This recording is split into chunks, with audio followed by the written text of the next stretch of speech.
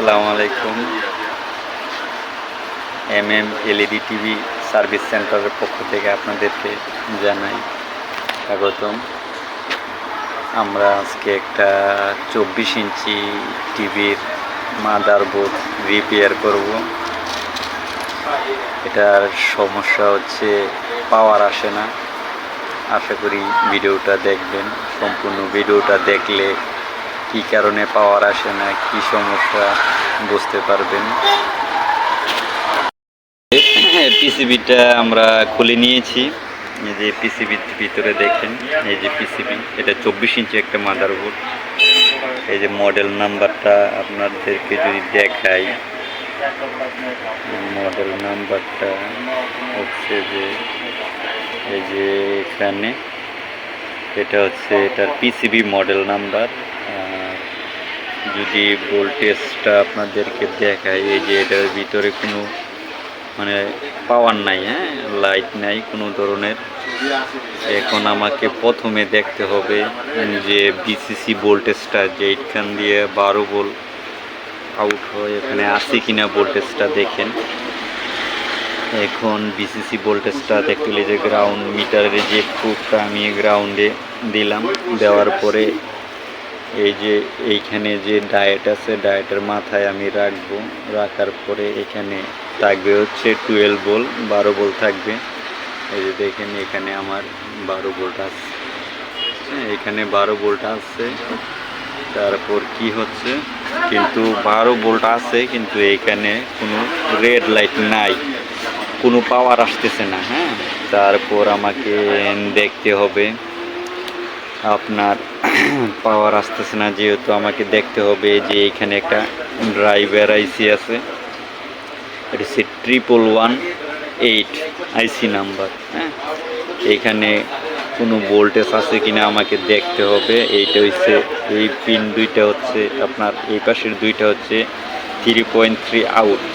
এই যে ধরলাম আমি, কোনো ভোল্টেজ, এই যে এখানে কোনো ভোল্টেজ নাই, 3.3 নাই। 3.3 আসলে পরে এখানে আপনার রেড লাইটটা আসবে। এখন 3.3 নাই, কারণটা কি? তাইলে আমাকে দেখতে হবে এই আইসিতে ভোল্টেজটা প্রবেশ করছে কিনা। এই যে আইসি পিনে আমি দিলাম, কোনো ভোল্টেজ এই যে নাই। তারপর 2 নাম্বার লেগে দিলাম, 2 নাম্বার লেগে দিলাম, কোনো ভোল্টেজ নাই।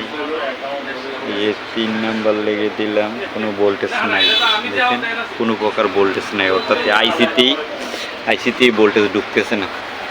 এখন এই আইসি থেকে ভোল্টেজ কোথা থেকে আসছে? প্রথমে এখানে আপনার 12 ভোল্ট আসে, এই কয়েল থেকে 12 ভোল্ট এখানে আসে। আসার পরে এই 12 ভোল্ট হচ্ছে এই যে এখানে যে এটা রেগুলেটর আইসি আছে, এই রেগুলেটরে প্রবেশ করে। তারপর রেগুলেটরে প্রবেশ করার পরে এটার ভোল্টেজটারে কন্ট্রোল করে 5 ভোল্ট দেয়। তো এখন আমাকে দেখতে হবে 5 ভোল্ট এই কোয়েলটার মাথায় 5 ভোল্ট আছে কিনা। দেখেন কোনো প্রকার ভোল্টেজ নাই, কোনো প্রকার ভোল্টেজ নাই। এখন এটাতে আমাকে দেখতে হবে 5 ভোল্টটা 12 ভোল্ট ইন হয়েছে কিনা। দেখেন 12 ভোল্ট আছে আমার। এখানে কিন্তু আইসির ভিতরে যে পিনে, এই যে পিনে 12 ভোল্ট ইন, 12 ভোল্ট ইন, কিন্তু আমার কোনো এইখানে কোনো 5 ভোল্ট আসতেছে না।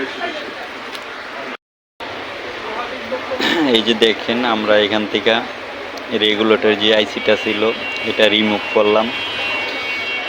তারপর এই যে রেগুলেটর থেকে এই যে ইন্ডাক্টর যে কয়েলটা আছে, কয়েলটাতে 5 ভোল্ট যায়। এখন যেহেতু আমরা এখানে 5 ভোল্ট পাইতেছি না, যার জন্য আমরা আইসিটা রিমুভ করছি। আইসিটা রিমুভ করার পরে দেখলাম এখানে কোনো শর্ট আছে কিনা।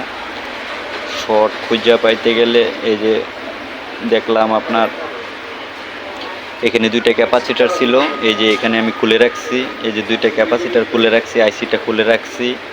প্লাস এই যে এখানে একটা ক্যাপাসিটার ছিল, এই যে এইটা 10 ভোল্ট 470 ইউএফ ক্যাপাসিটারটা দেখলাম। দেখার পরে এখানে যেই জিনিসটা আমি পাইলাম, এটা হচ্ছে এই যে এখানে যে 2টা ক্যাপাসিটার ছিল, এখান থেকে 5 ভোল্ট আউট হওয়ার পরে এই যে ইন্ডাক্টর কয়েলে আসার পরে আপনার এইখানে যে 5 ভোল্ট এবং গ্রাউন্ডের সাথে যে দুইটা ক্যাপাসিটার ছিল, এই দুইটা ক্যাপাসিটারের ভিতরে একটা ক্যাপাসিটার আমি শর্ট পেয়েছি। ঠিক আছে, দেখাবো মিটার দিয়ে। আসলে আমি একা একা ভিডিও করি, যার কারণে দেখাইতে পারতেছি না।